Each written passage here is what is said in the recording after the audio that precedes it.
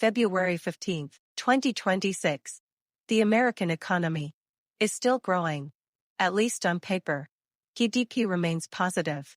Unemployment remains relatively low. Markets remain elevated.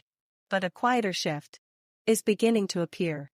Beneath the surface, consumer debt in the United States has reached record levels. Credit card balances continue rising. Interest rates remain high. And for millions of households, minimum payments are increasing. For years, American consumers carried the economy. Spending powered GDP. Retail sales remained strong. Travel surged. Services expanded. But now, a new pattern is emerging. Spending is still happening, but it is increasingly debt-financed. Credit card debts remain near historic highs. Auto loan delinquencies are rising. Buy now pay later usage continues expanding. And savings rates have declined compared to post-pandemic highs. The Federal Reserve has kept policy tight longer than many expected. Inflation cooled from its peak, but prices did not reverse. Housing costs remain elevated. Insurance premiums have increased. Healthcare expenses continue climbing. And food prices remain structurally higher than they were just a few years ago. When prices rise permanently, household budgets adjust slowly. Wages have grown in some sectors, but real purchasing power remains under pressure. For many Americans, retailers are beginning to notice.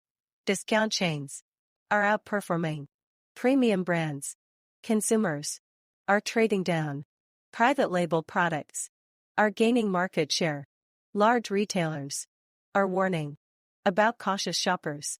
Corporate earnings remain solid overall, but forward guidance has become more conservative. This is not a collapse. It is not a recession. It is something more subtle. A gradual tightening of financial conditions. At the household level, the labor market remains stable, but hiring momentum has slowed. Job openings have declined from previous highs.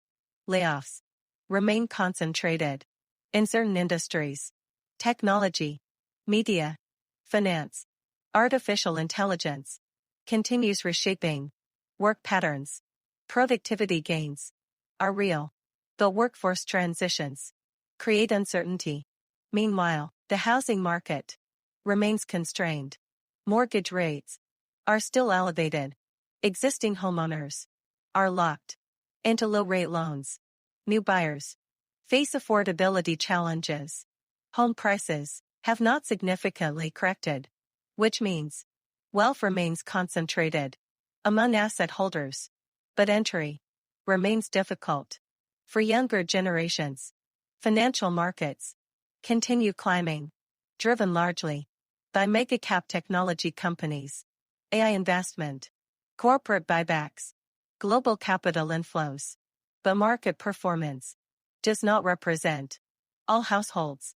Stock ownership is unevenly distributed, so while indices rise, financial stress can still increase. For many families, federal debt continues expanding. Interest payments consume a larger share of government revenue. Government spending still supports GDP, infrastructure, defense, industrial policy, but long-term sustainability remains a debate. The global environment also matters.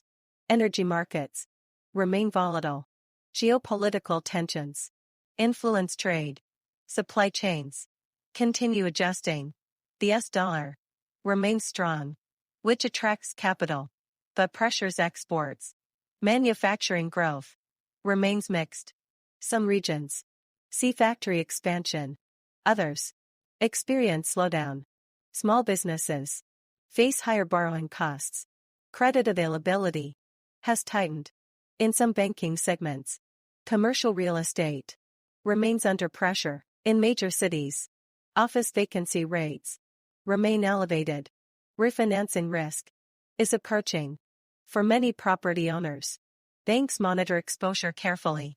None of these signals, individually, suggest crisis, but together, they describe an economy entering a more fragile phase. Growth continues. The momentum is narrowing. Consumers still spend, but cautiously. Companies still hire, but selectively. Markets still rise, but concentration increases. The United States economy, in mid-February 2026, is resilient, but it is also leveraged. Strong, but stretched. Stable, but sensitive to shocks. If interest rates remain high for too long, debt pressure increases. If rates fall too quickly, inflation risk returns. This balance is delicate, and policy decisions in 2026 will shape the next cycle. The question is no longer whether the economy is growing. The real question is, how sustainable is this growth? If household balance sheets continue weakening, because GDP can expand even while financial comfort declines, numbers can improve while confidence erodes, and economic transitions often begin quietly, long before official data confirms the shift. The American economy is not collapsing, but it is evolving, and the difference between growth and stability may define the rest of 2026. If you want to understand where the real risks are building, look beyond headline GDP, because the most important economic signals are often the quietest ones.